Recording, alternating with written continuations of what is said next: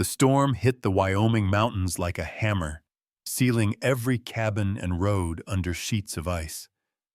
But in the middle of that deadly whiteout, a German shepherd named Ranger burst into Jack Mercer's cabin, soaked, shivering, and carrying a strip of blood-stained flannel in his teeth.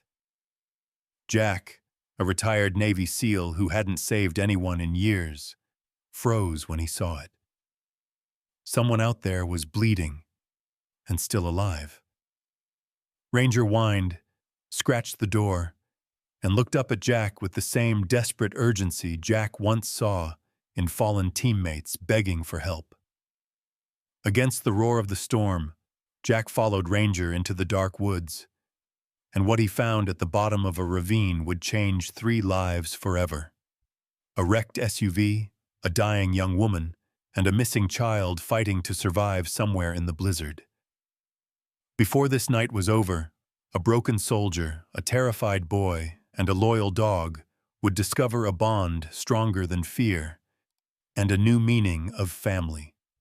If you're listening right now, comment where you're from, or type Amen to everyone fighting their own storms tonight.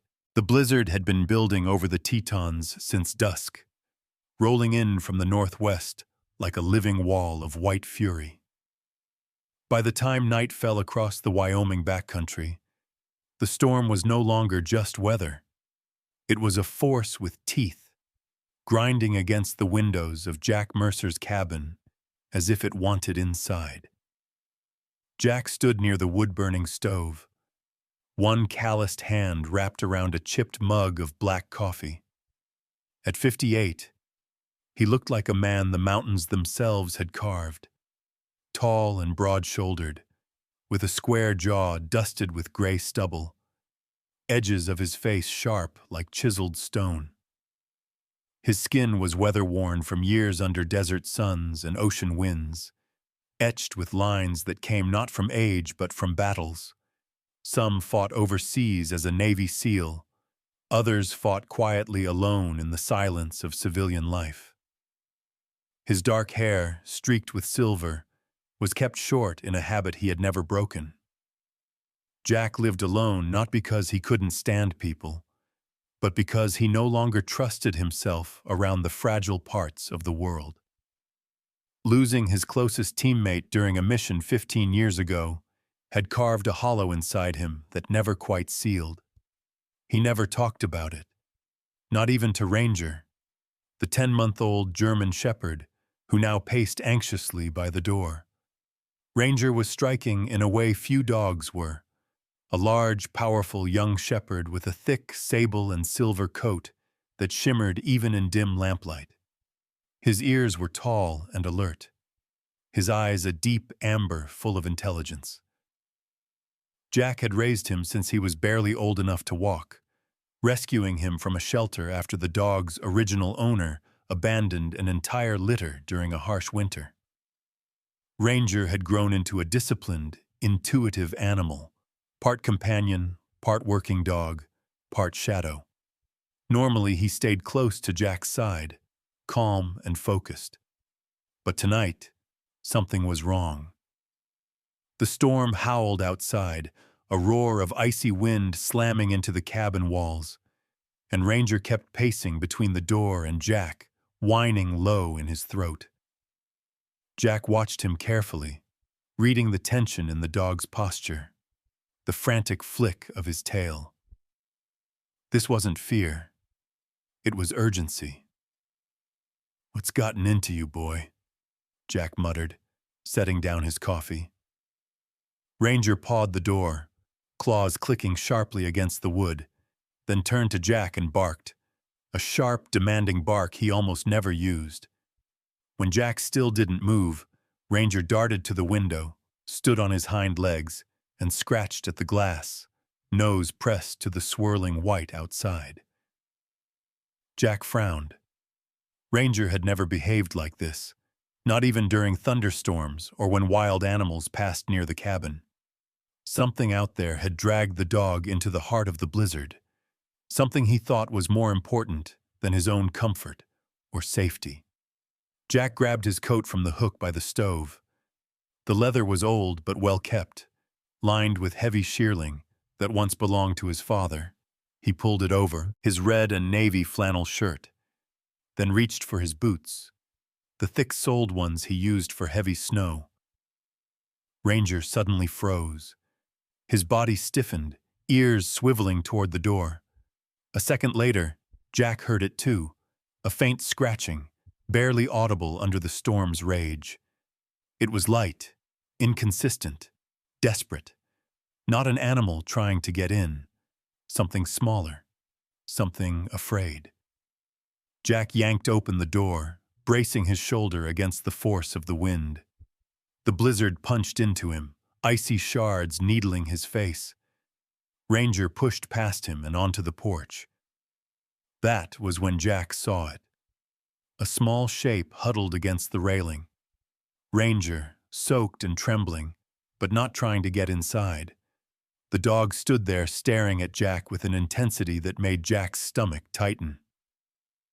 Ranger barked once, then stepped forward, nudging something with his nose. Jack squinted through the blowing snow. A strip of red and black flannel hung from Ranger's collar, wedged under the buckle. It was torn, frayed, stiff with frozen blood. Not Ranger's blood. Jack stepped into the storm, his boots sinking deep into the snow.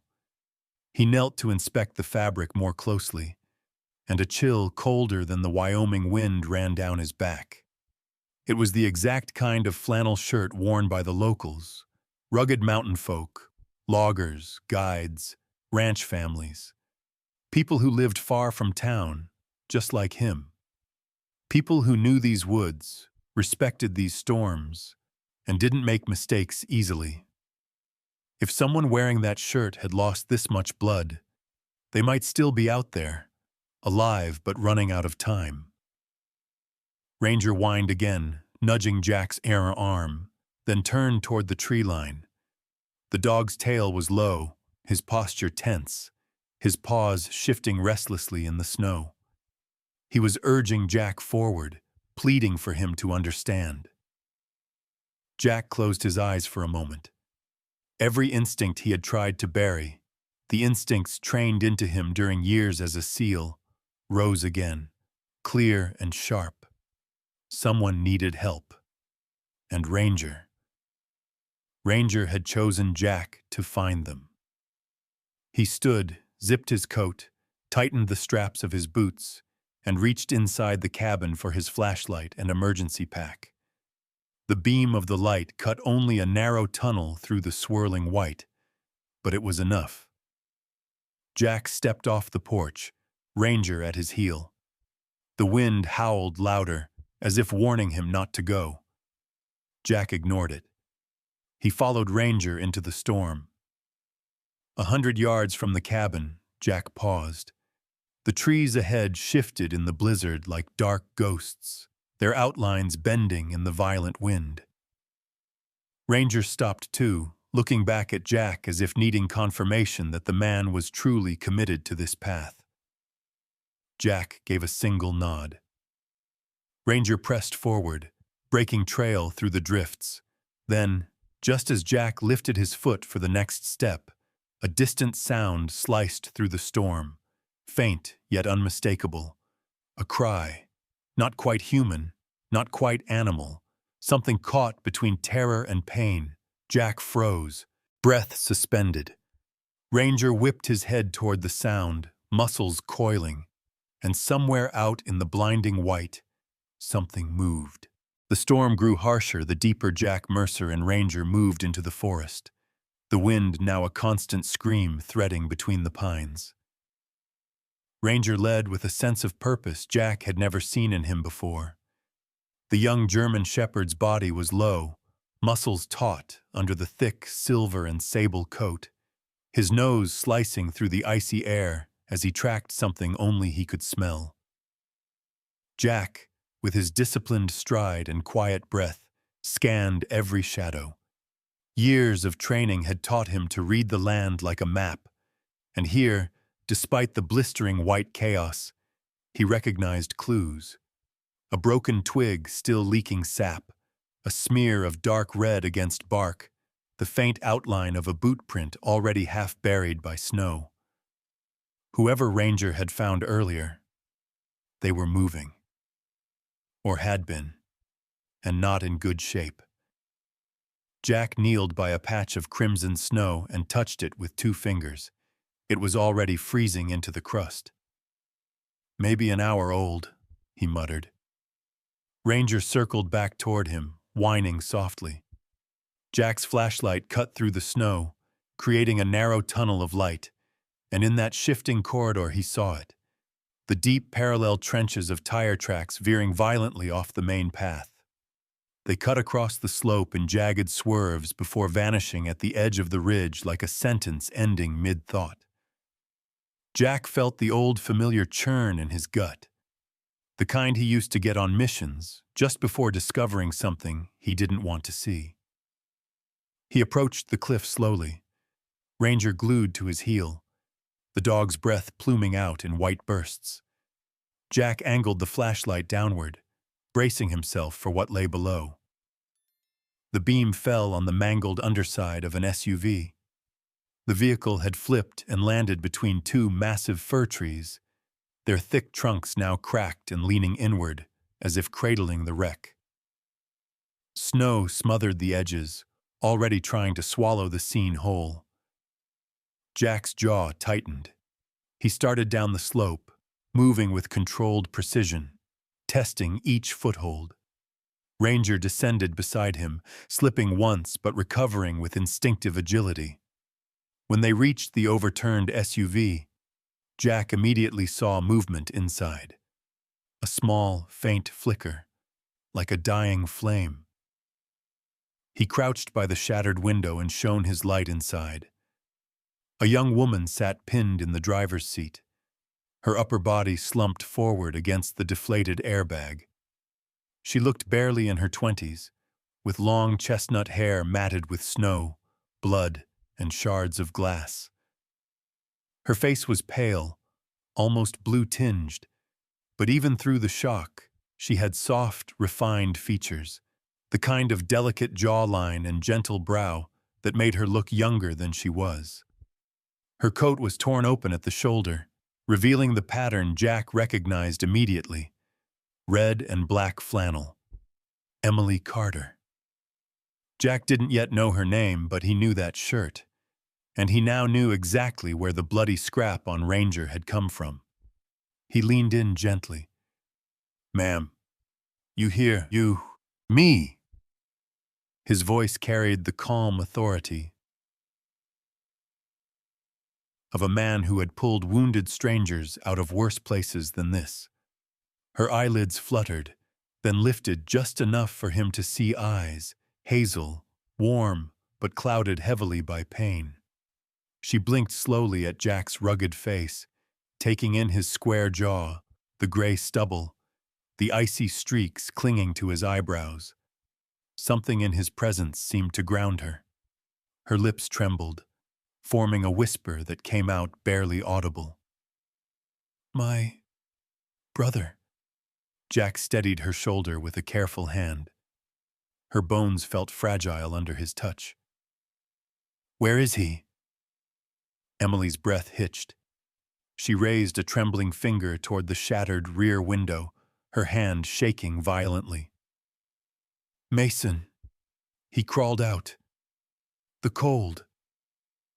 She winced, tears rising in her eyes. Not from her own injuries, Jack realized, but from terror for the child.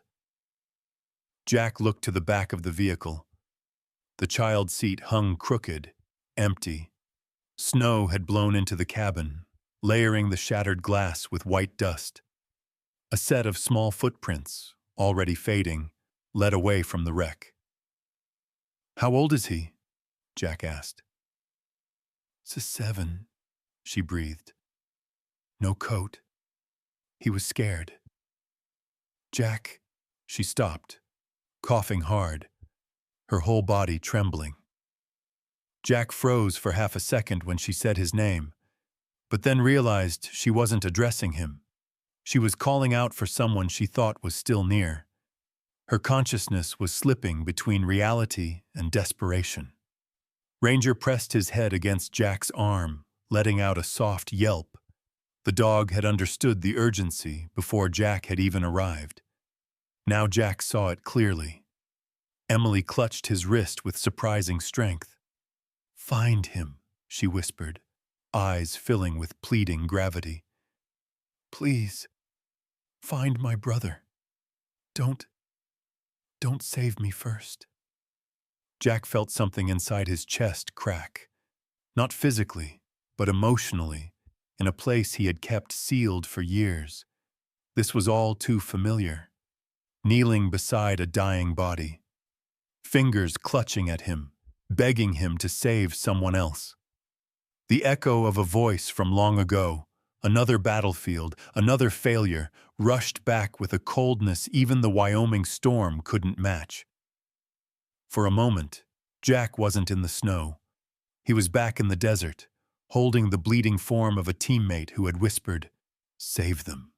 Forget me," as his pulse faded under Jack's hands. Jack closed his eyes briefly, fighting the surge of old memories. When he opened them, the resolve in his gaze was sharp enough to cut steel. "I'm going after him," he said quietly.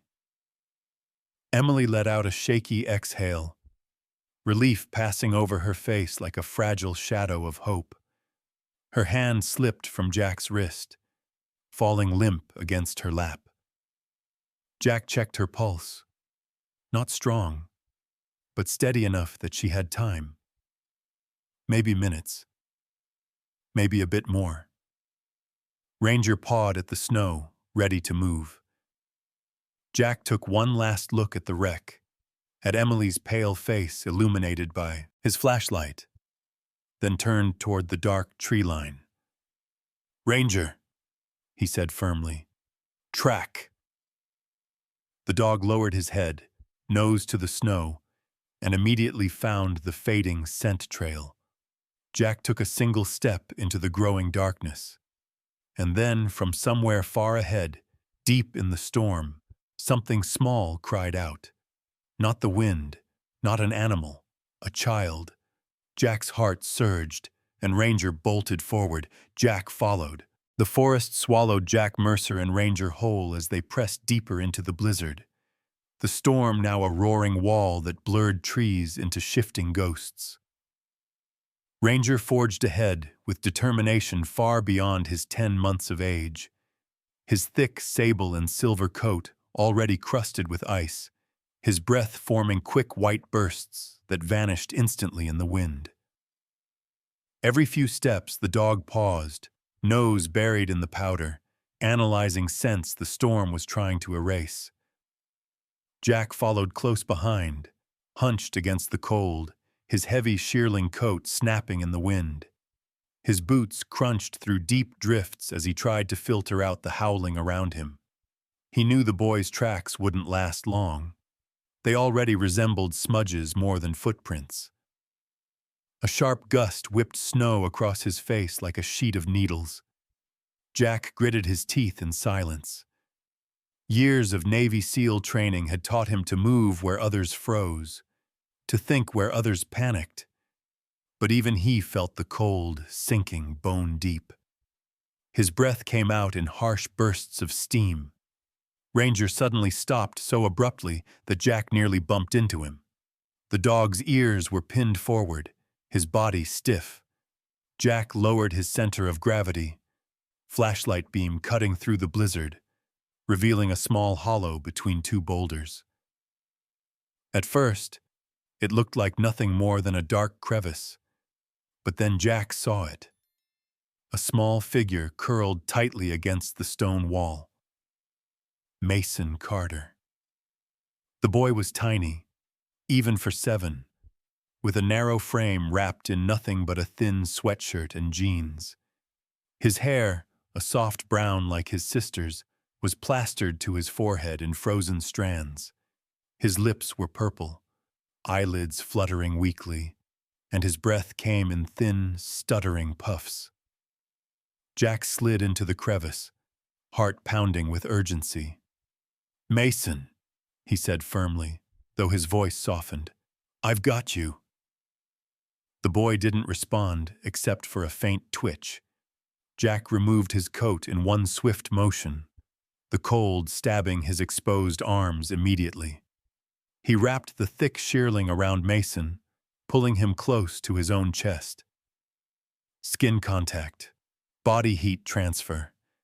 He'd done this before on cold missions. Stay with me, kid, Jack whispered, adjusting his hold.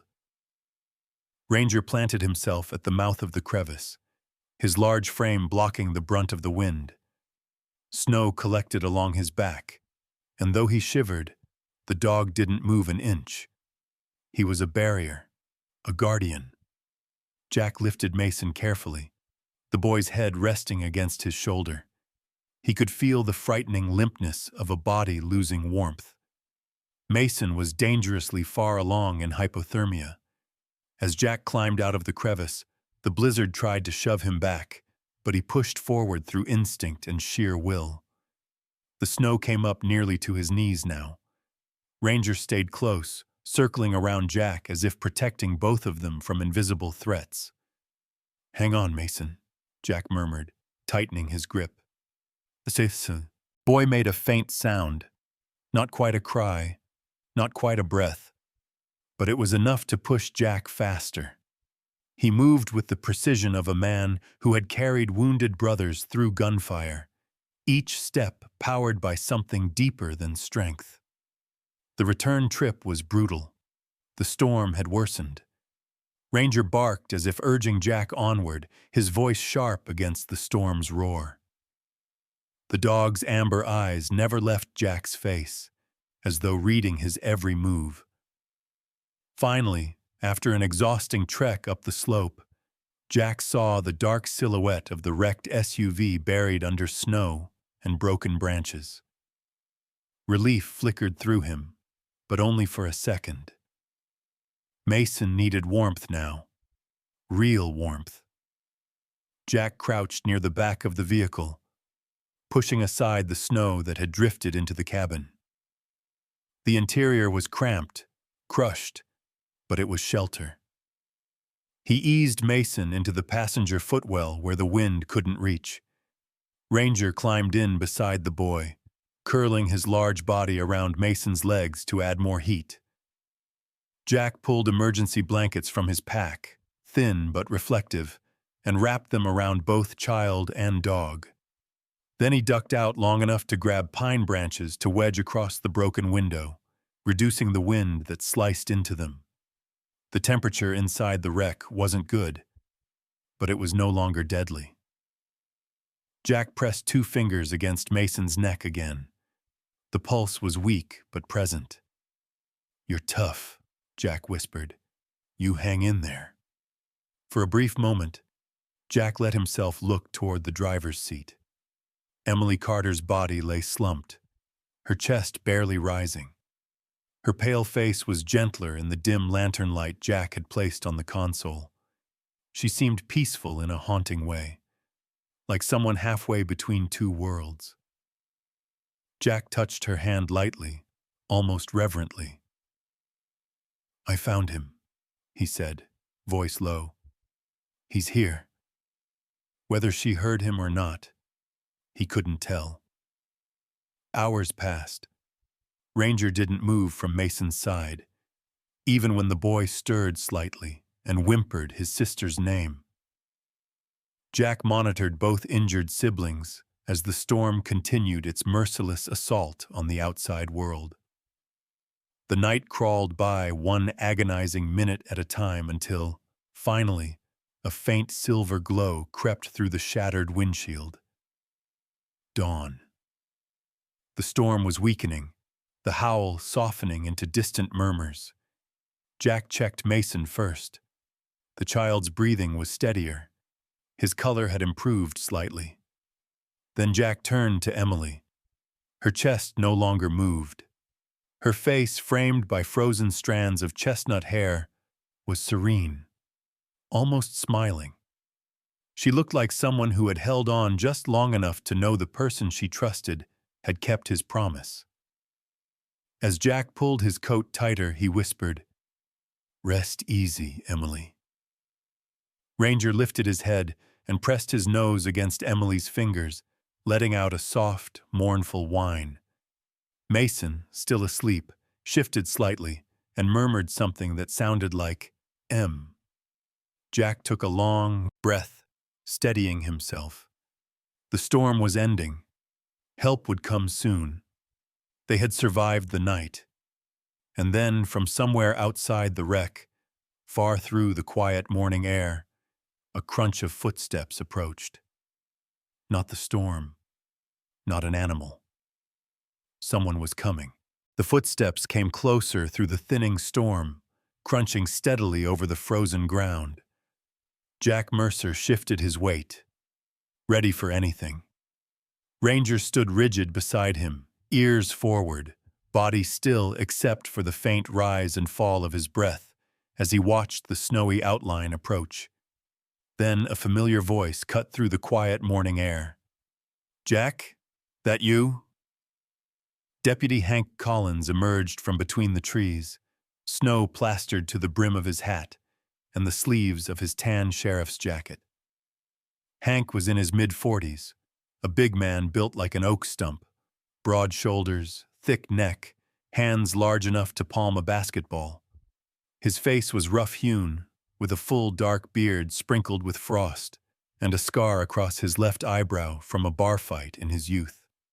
Despite his intimidating build, Hank's eyes were gentle, warm brown, with an earnestness that made people trust him. He had a reputation for being steady, loyal, and stubbornly moral, shaped by the years he spent caring for a bedridden mother before she passed. That responsibility had carved a permanent seriousness into him. Jack straightened. "Hank." Hank let out a breath of relief that fogged the air. "We saw the wreck from the ridge. Search and rescue's right behind me."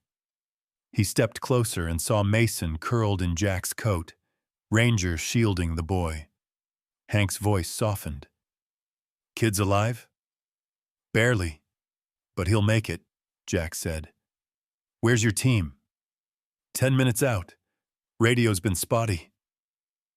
Hank crouched next to Mason, moving carefully so as not to startle him. "Poor kid." He reached a hand toward the boy's forehead. Mason's eyes suddenly flickered open. Disoriented, exhausted, his small body tensed. The moment he saw an unfamiliar face hovering above him, he panicked, letting out a sharp cry.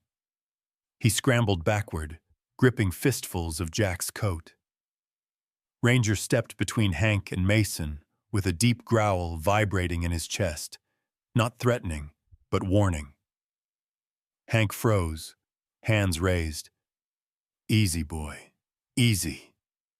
"It's all right, Ranger," Jack murmured, placing a calming hand on the dog's back. But Mason wasn't calming. Tears welled in his eyes. His breathing quickened, sharp and uneven. Hank recognized the signs and slowly backed off. Jack crouched closer to the boy. "Mason," he said softly, using a voice he hadn't used in years. Low, steady, reassuring. The boy looked up, eyes filled with fear until he caught sight of two things: Jack's flannel collar peeking out beneath his coat, and Ranger's amber gaze watching him with unwavering devotion. Mason reached for Ranger, burying his face in the dog's thick fur, sobbing quietly. "Look at me," Jack said gently. "You're safe." Mason clung to him now, trembling but calmer. When Jack lifted him into his arms, the boy wrapped both arms around Jack's neck without hesitation. Hank watched the scene unfold in silence, his expression shifting from professional concern to something deeper: recognition. "You've always had a way with the scared ones," Hank said quietly. Jack didn't answer. Instead, he carried Mason toward the area where the rescue team was arriving. Two paramedics, bundled heavy in dark jackets, hurried over. One was a tall, lean man with sharp cheekbones and sandy hair. The other, a short woman with freckles and blazing red hair pulled back in a tight ponytail. They introduced themselves quickly, Callum Price and Dana Brooks, voices steady despite the cold. They examined Mason, checked vitals, wrapped him in thermal blankets. Ranger hovered close, not letting either paramedic move without watching their every action. Hank placed a firm hand on Jack's shoulder. "There's something you need to see," he said. "Found it when I checked the driver." Jack's face tightened. "Emily." Hank reached into his coat pocket and handed Jack a small leather wallet. Faded, cracked edges, clearly well used. This was hers. Jack flipped it open. A photograph of Emily and Mason smiled back at him. Emily with long chestnut hair neatly braided, Mason losing his front tooth but beaming ear to ear. Tucked behind the photo was a small handwritten note on lined paper. The edges were wrinkled as though it had been folded and unfolded many times. Hank cleared his throat. "I didn't read it.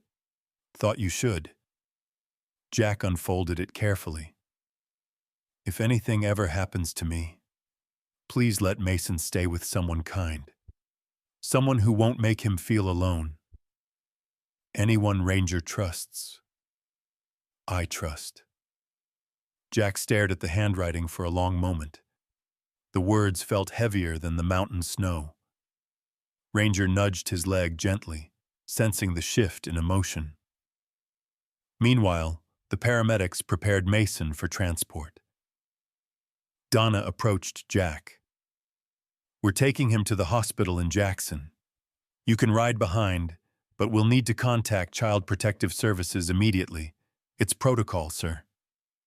Jack's jaw tightened slightly. He'd expected it. Mason clung harder at the mere mention of being taken away. Ranger bristled, stepping closer to Jack as though forming a barrier. Hank stepped forward. "Hold on, Dana." His voice carried the authority of a lawman who wasn't about to be ignored. "This man pulled the kid out of a death trap in the middle of a storm. He's not exactly a stranger." "It's not about that," Dana said carefully. "If there's no immediate guardian—" "There is," Hank interrupted firmly. "At least for now." Jack looked at the deputy, surprised. Hank's eyes were steady. "You saved my life once," Hank said, lowering his voice so only Jack could hear. "Pulled me out of that compound in Kandahar when no one else thought I made it. I owe you more than you know. And right now, that kid owes you his."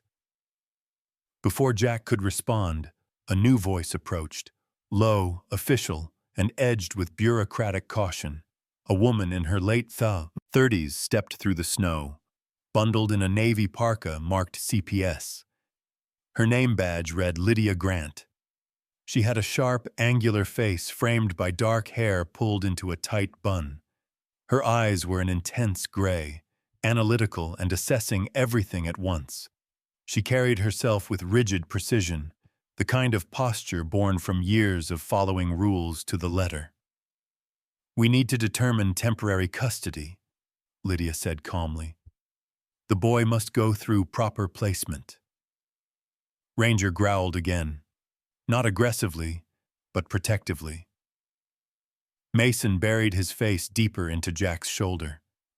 Hank stepped between Lydia and the child. "With all due respect, Lydia, maybe read this first." He handed her Emily's note. She read it silently, lips pressed into a thin line. When she finally looked up, her expression wavered just slightly, not enough to betray emotion, but enough for Jack to notice the human beneath the rulebook. "It still must be reviewed," she said, but her voice had softened. "However, the note will be considered." Jack said nothing. He simply stood there with Mason in his arms, Ranger pressed against his side, and the storm finally dying around them. And then Lydia spoke again, quietly this time. We'll take this one step at a time. But for now, Mason stays with you until we reach town. Jack exhaled, a breath he didn't realize he'd been holding. Ranger finally relaxed. But before anyone could move, a distant radio crackled on Hank's belt, and the voice on the other end said something that made Hank's face drain of color. "Deputy Collins, we've got a situation. You all need to get back, now." The drive down the mountain felt longer than the night Jack Mercer had just survived. Snow still clung to the road, and the sun hovered pale behind the clouds, casting washed-out light over Wyoming's frozen wilderness. Mason sat bundled in thermal blankets in the back of the rescue truck, leaning against Jack's side as though afraid he might vanish if he blinked. Ranger lay curled at the boy's feet, his thick silver and sable fur brushing Mason's legs each time the vehicle hit a bump. Jack stayed silent, not because he had nothing to say, but because he knew any words would crumble under the weight of what had happened. Deputy Hank Collins drove ahead in his patrol cruiser, updating dispatch through the radio. Lydia Grant followed behind in her CPS SUV, eyes constantly flicking from the road to the mirror where she could see Mason through the rear window. Her expression was rigid as always, but the slight tension in her jaw softened each time she saw the boy gripping Jack's sleeve. Lydia wasn't unkind, just shaped by a system that demanded caution first and trust later. When they reached Jackson Memorial Hospital, the chaos began. Nurses rushed out to take Mason, but Ranger refused to let anyone separate him from Jack or the boy.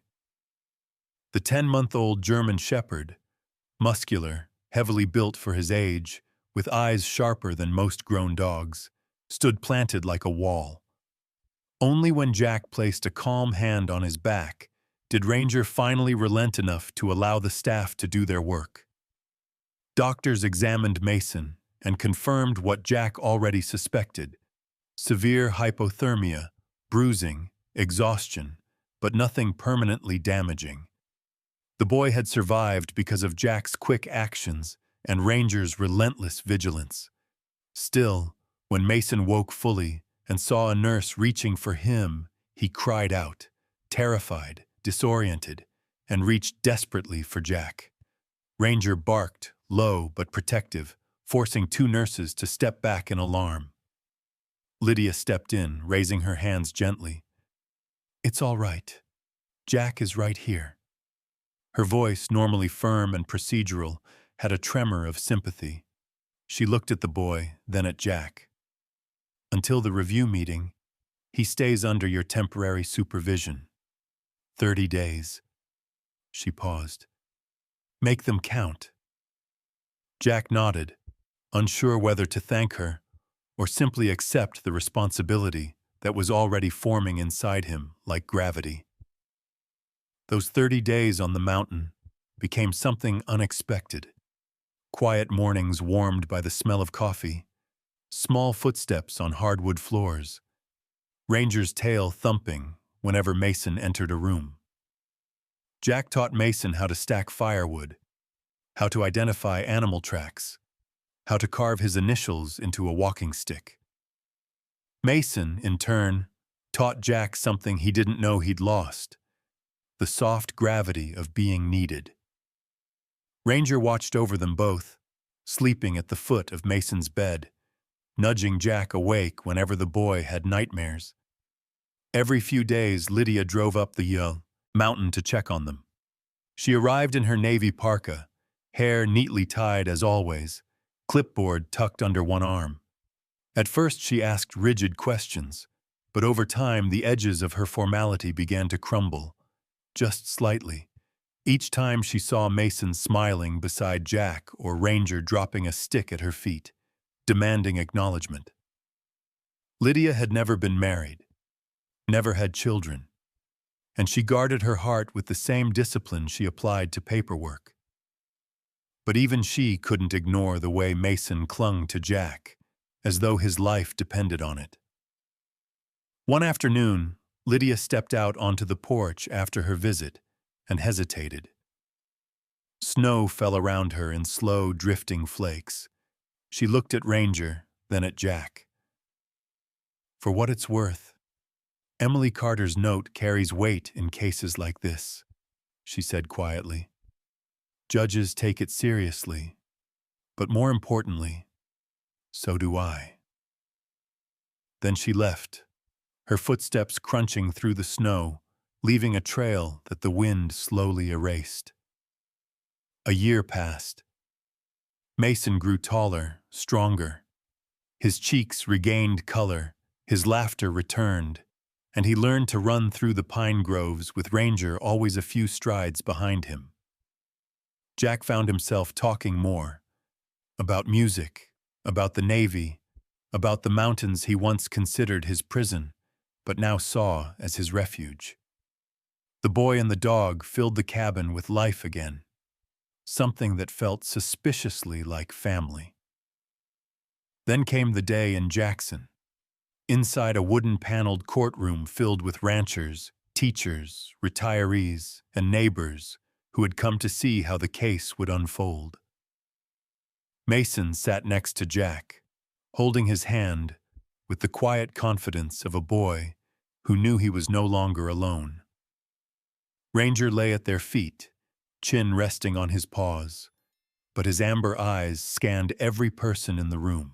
Judge Harold Whitmore presided over the hearing, a man in his early 60s, tall and stern, with silver hair swept back and a face lined from decades of decisions that weighed heavily on him. His voice was deep, calm, the kind that could quiet a room without raising volume. He looked over the documents, including Emily's handwritten note, Lydia's reports, and testimonies from Hank and the paramedics. "Mr. Mercer," the judge said at last, peering over his glasses, "you are not the boy's blood relative. You did not know him before the accident. And yet—" He glanced at Ranger, then at Mason. "The court sees something undeniable." Mason squeezed Jack's hand. Jack didn't look away. Judge Whitmore continued, "Emily Carter's letter indicates trust. Trust in whoever Ranger chooses. And based on testimony, observation, and the stability you have provided." He set the papers down. "The court grants full and permanent adoption of Mason Carter to Jack Mercer." A collective exhale filled the room. Mason launched into Jack's arms, sobbing with joy. Ranger barked once, sharp, bright, triumphant. Hank clapped Jack on the back. Lydia wiped her eyes discreetly. Later that afternoon, Jack and Mason walked together to the foot of the mountain where Emily Carter had been laid to rest. The air was crisp, the sky a soft winter blue. Ranger trotted beside them, tail swaying gently. Mason knelt beside the simple wooden cross, brushing snow away. "You don't have to worry anymore," he whispered. "I have a good family now." Jack placed a steady hand on the boy's shoulder. "Let's go home, son." Ranger barked softly, as if agreeing. And together, the three of them turned toward the trail, toward the cabin waiting for them, toward the life they had built from the ashes of a storm.